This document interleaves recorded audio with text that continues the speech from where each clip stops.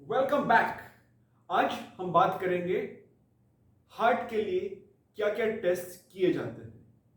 Blood test के बारे में हम बात नहीं करने वाले हैं, बाकी सारे नॉन इन्वेजिव जो टेस्ट होते हैं उसी का डिस्कशन करेंगे।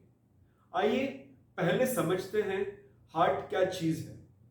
हार्ट एक पंप है जिसमें हार्ट मसल्स होते हैं, 4 कमरे होते हैं, 2 ऊपर 2 नीचे, यानी कि left and right atrium, left and right ventricle. Her atrium से वेंट्रिकल के लिए वैल्व्स होते हैं और वेंट्रिकल से बॉडी के लिए भी वैल्व्स होते हैं। इस तरह से हार्ट में 4 कमरे होते हैं और चार वाल्व्स होते हैं। अभी ये हार्ट के फंक्शनिंग के लिए एक ब्लड सप्लाई होता है और दूसरा इलेक्ट्रिकल सप्लाई होता है। तो इसी बेसिस पे अब हम डिस्कस करेंगे कि हार्ट के कौन से हिस्से के लिए कौन से टेस्ट किए जाते हैं।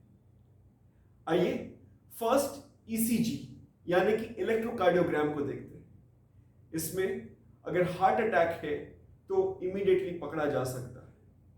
हार्ट के इलेक्ट्रिकल प्रॉब्लम्स यानी कि हार्ट बीट स्लो होना, हार्ट बीट अचानक से फास्ट होना, वो सब भी ईसीजी में दिखता है। यानी कि ईसीजी हमारे हार्ट की इलेक्ट्रिकल एक्टिविटी को स्टडी करता है। ईसीजी जो होता है हमारे हार्ट की इलेक्ट्रिकल एक्टिविटी को करीबन 15 से 30 सेकंड के लिए स्टडी कर सकता है।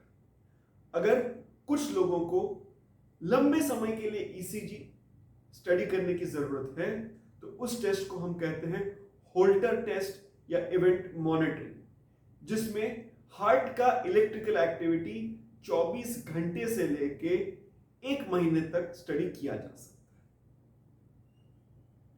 है। Next echocardiography. एकोकार्डियोग्राफी मतलब हार्ट का सोनोग्राफी।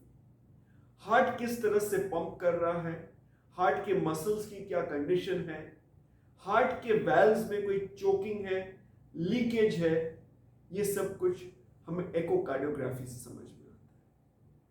2D एकोकार्डियोग्राफी यानी कि ये सब चीजें हमें 2D मोड में दिखाई देती है। नेक्स्ट होता है 3D एकोकार्डियोग्राफी, यानी कि 3 डायमेंशनल स्ट्रक्चर स्टडी कर सकते हैं, जिसमें कि कलरफुल पिक्चर्स और मल्टीपल एंगल्स से हम देख सकते हैं कि हार्ट के वैल्व्स, उसके हार्ट मसल्स, मूवमेंट्स कैसे हैं। फिर होता है ट्रांस ईसोफेजियल इकोकार्डियोग्राफी, मतलब जो फूड पाइप होता है, फूड पाइप के अंदर हम लोग इकोकार्डियोग्राफी का प्रोब रखते हैं और हार्ट को पीछे की तरफ से देखते हैं। इसमें भी 2D TEE और 3D TEE की सहूलियत होती है। उसके बाद आता है ट्रेडमिल टेस्ट। ट्रेडमिल टेस्ट यानी आपको एक पट्टे पे दौड़ाया जाएगा, हर 3 मिनट में पट्टे की स्पीड और पट्टे का इंक्लिनेशन ये बढ़ेगा। इसमें हर 2-3 मिनट में pulse, blood pressure, ECG rhythm, आपका फंक्शनल कैपेसिटी सब कुछ चेक किया जाता है। अगर आपका स्ट्रेस टेस्ट पॉजिटिव है, मतलब आपको आगे हार्ट के नसों में कोई ब्लॉकेज वगैरह है कि नहीं वो चेक करना जरूरी है। इस तरह से स्ट्रेस टेस्ट में हमारा फंक्शनल कैपेसिटी यानी कि हमारी स्टैमिना का भी पता लग सकता है।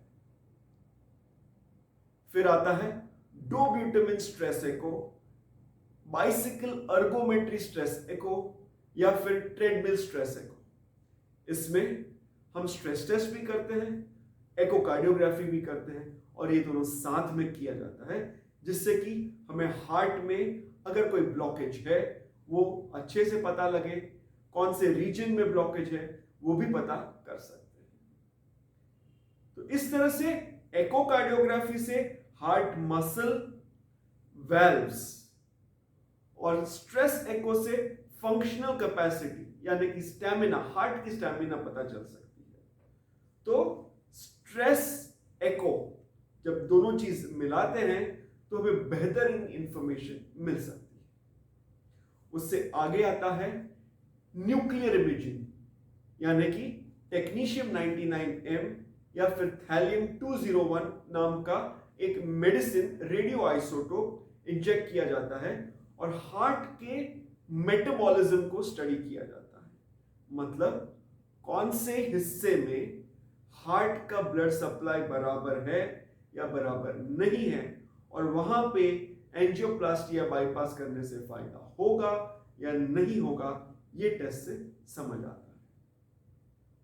नेक्स्ट होता है कार्डियक एमआरआई। कार्डियक एमआरआई में भी heart muscle, heart movements, blood flow का डायरेक्शन, वेल्व्स के प्रॉब्लम, ये सारे चीज हम डिटेक्ट कर सकते हैं। हम सभी ने सुना होगा सीटी कोरोनरी एंजियोग्राम के बारे में।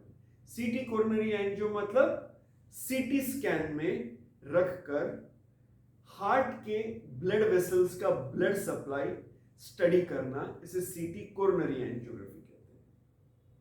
सीटी कोरोनरी एंजियोग्राफी हम उन लोगों में करते हैं जिनमें हमें लग रहा है कि एंजियोग्राफी नॉर्मल होगी, ऐसे लोगों में सीटी कोरोनरी एंजियोग्राफी करते हैं। लेकिन जिन लोगों में हमें डाउट है कि एंजियोग्राफी में प्रॉब्लम आएगा, उसमें हम कोरोनरी एंजियोग्राफी करते हैं, जो कि कैथेटराइजेशन लेबोरेटरी या कैथ लैब में किया जाता है। इसमें हार्ट का ब्लड सप्लाई, कहाँ पे ब्लॉकेजेस है, कैल्शियम वगैरह है और आगे उसका क्या ट्रीटमेंट करना है, में भी एंजियोप्लास्टी या बाईपास सर्जरी, वो सब कुछ हम देख सकते हैं। इस तरह से हार्ट के लिए ब्लड टेस्ट के अलावा भी काफी सारे टेस्ट हैं जो हार्ट की इलेक्ट्रिकल एक्टिविटी, मसल, वैल्व्स, आपके फंक्शनल कैपेसिटी या स्टैमिना, ब्लड सप्लाई, सबको स्टडी करके आपके डॉक्टर आपको सही चीज बताएंगे कि आगे क्या ट्रीटमेंट होनी चाहिए, कैसे ट्रीटमेंट होनी चाहिए, आपको उसका कैसे रिस्पॉन्स मिलेगा और क्या प्रोग्नोसिस होगा। Thank you so much for your patience here.